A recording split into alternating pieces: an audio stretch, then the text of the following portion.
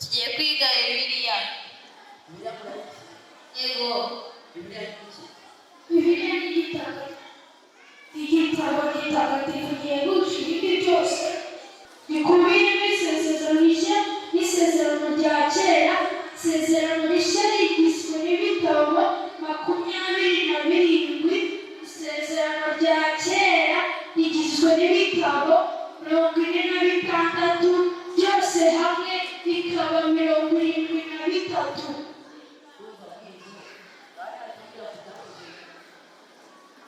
Byakozwe n'intumwa, byanditswe na Luka, umwanditsi w'ivanjiri. Ivanjiri ya Luka yanditswe na Luka, umugereki ukomoka muri Siriya. Ni umwe mu banyamahanga ba mbere bemeye inkuru nziza.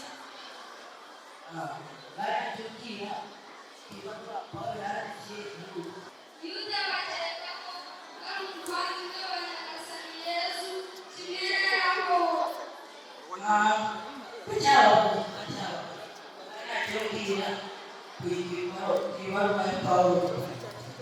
Pawulo mutagatifu yavukiye i Tarisi, ubu ni mu majyepfo ya Turukiya.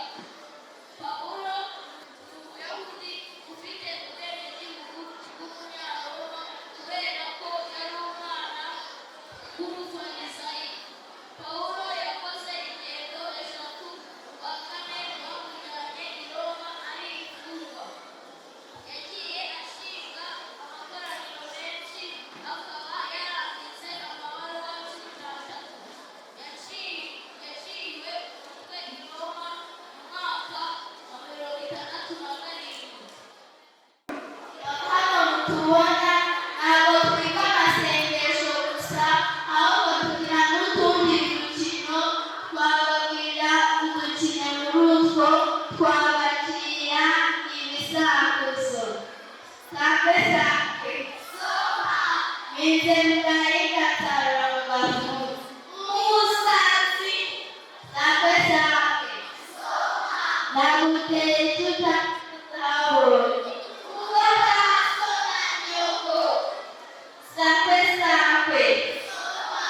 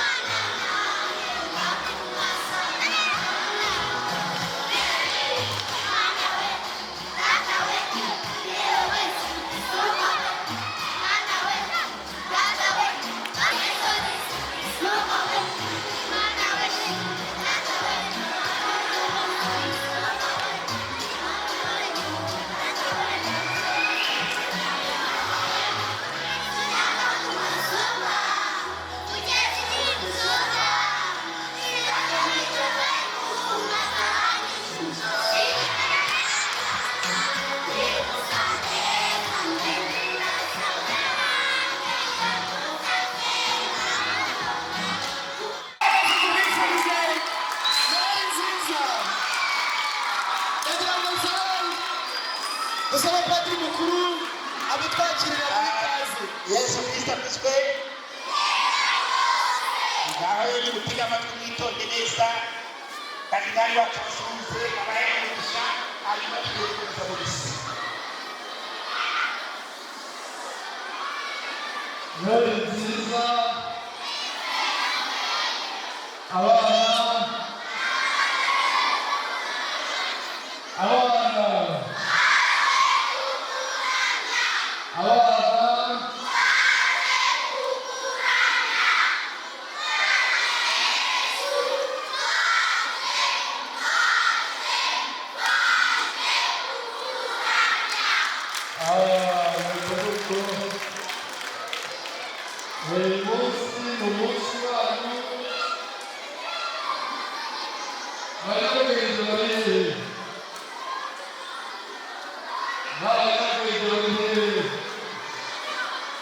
baturutse mu burasirazuba bazanye inyenyeri mwabibonye twese namwe mugende mubwire abandi muti umukiza twabonye nuko rero Yesu Kristo akuzwe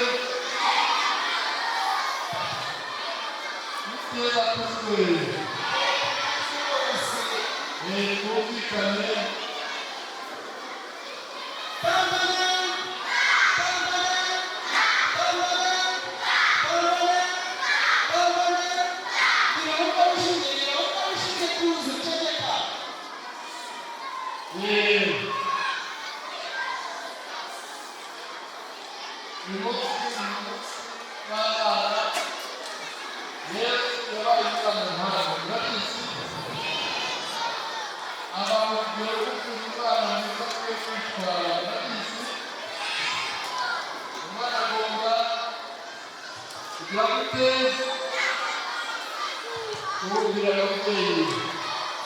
gusenga sibyo rero indirimbo